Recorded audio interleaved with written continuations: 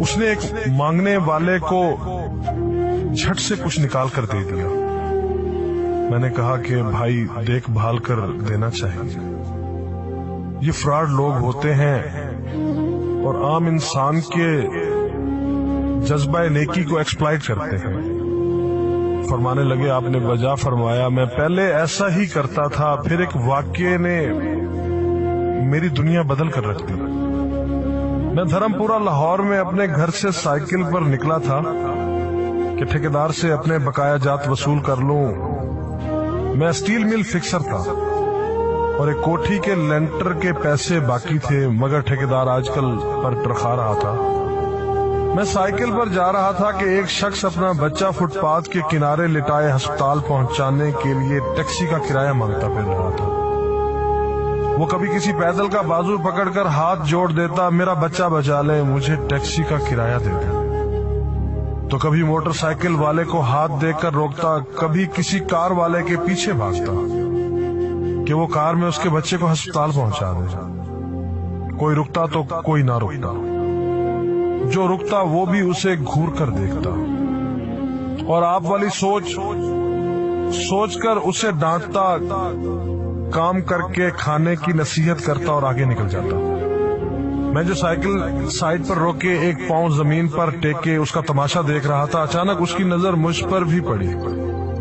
اس نے میری سائیکل کا ہینڈل پکڑ لیا، بھائی جان خدا کے لیے میرے بچے کی زندگی بچا لی، اس کو سخت بخار ہے، آپ نیچے اتر کر اس کو دیکھ تو لیں، آپ کو یقین آ جائے گا، آپ دیں گے تو شاید کسی اور کو بھی اعتبار آ جائے۔ مگر میں بھی آپ کی طرح سوچ رہا تھا۔ پھر جس جارحانہ انداز میں اس نے میری سائیکل کا ہینڈل پکڑ رکھا تھا، لگتا تھا کہ ادھر میں سائیکل سے اترا اور ادھر وہ سائیکل پکڑ کر بھاگ جائے گا۔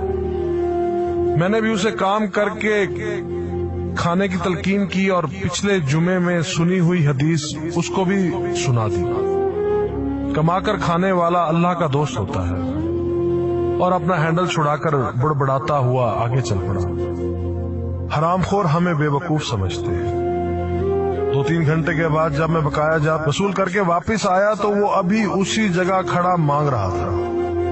بچے کو اب وہ سڑک کے پاس لے آیا تھا اور اس کے چہرے سے کپڑا بھی اٹھا رکھا تھا، وہ دھاڑے مار مار کر رو رہا تھا۔ اب وہ بچے کے کفن دفن کے لیے مانگ رہا تھا۔ میں نے سائیکل کو روک کر پاؤں سے نیچے ٹیکا اور میت کے چہرے کی طرف دیکھا۔ پھول کی طرح معصوم بچہ زندگی کی بازی ہار گیا تھا۔ میرے رونگٹے کھڑے ہو گئے۔ میں نے جیب میں جو کچھ تھا بقایا جات سمیت سب بغیر گنے نکال کر باہر پھینکا، اور اس سے پہلے کہ اس کا باپ میری طرف متوجہ ہو، سائیکل اس تیزی سے چلا کر بھاگا گویا سارے لاہور کی بلائیں میرے پیچھے لگ گئی ہوں۔ میں گھر پہنچا تو میرا برا حال تھا۔ تھوڑی دیر بعد مجھے بخار نے آ گھیرا۔ بخار بھی کچھ ایسا تھا گویا میرے سارے گناہوں کا کفارہ اسی بخار سے ہونا تھا۔ گھر والے مجھے ہسپتال کے لیے لے کر نکلتے اور میں چارپائی سے چھلانگ لگا دیتا۔ مجھے ہسپتال نہیں جانا تھا، میں اسی بچے کی طرح ایڑیاں رگڑ رگڑ کر مرنا چاہتا تھا۔ 2-3 دن کے بعد بخار کو تو آرام آ گیا، مگر میں ذہنی مریض بن گیا۔ مجھے لگتا گویا میرا اپنا اکلوتا بیٹا جو 3ری کلاس میں پڑھتا تھا وہ اس بچے کے کفارے میں مر جائے گا۔ میں نے بچے کا اسکول جانا بند کر دیا۔ بیوی کے بار بار اصرار کے باوجود میں بچے کو اسکول تو کیا دروازہ کھولنے بھی نہیں جانے دیتا تھا۔ 40 دن گزر گئے تھے اور بچے کا نام اسکول سے کٹ گیا تھا۔ وائف نے اپنے بھائی سے بات کی جو دبئی کی کمپنی میں کیشیئر تھا، اس نے مجھے باہر بلانے کے لیے پاسپورٹ بنانے کو کہا، مگر ایک تو میں شناختی کارڈ بھی پیسوں کے ساتھ نکال کر بچے کی میت پر پھینک آیا تھا، دوسرا میں خود بھی بچے کو اکیلا چھوڑ کر باہر نہیں جانا چاہتا تھا۔ وہ 40 دن قیامت کے 40 دن تھے۔ 40ویں دن 10 بجے کے لگ بھگ ہمارے گھر کا دروازہ بجا۔ دروازہ میں نے خود ہی کھولا اور سامنے اس بچے کے باپ کو دیکھ کر مجھے چکر آ گیا۔ مجھے لگا جیسے ہم دونوں آمنے سامنے کھڑے خلا میں چکر کاٹ رہے ہیں۔ درمیان میں بچے کا چہرہ بھی آ جاتا۔ میری کیفیت سے بے خبر اس باپ نے مجھے دبوچ لیا اور پھوٹ پھوٹ کر رونا شروع کر دیا۔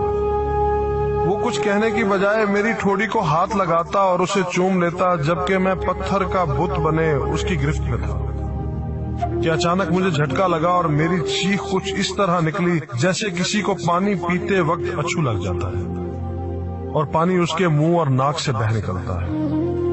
میں اس بچے کے باپ کو سختی کے ساتھ سینے سے لگائے یوں رو رہا تھا گویا اس کا نہیں بلکہ میرا بچہ مر گیا ہے۔ ہمارے رونے سے گھبرا کر پورا محلہ اکٹھا ہو گیا تھا۔ آہستہ آہستہ 40 دنوں کا غبار نکلا۔ اس کو میں گھر میں لے کر آیا۔ محلے والے بھی آ گئے تھے جنہوں نے اس آدمی سے بہت افسوس کیا۔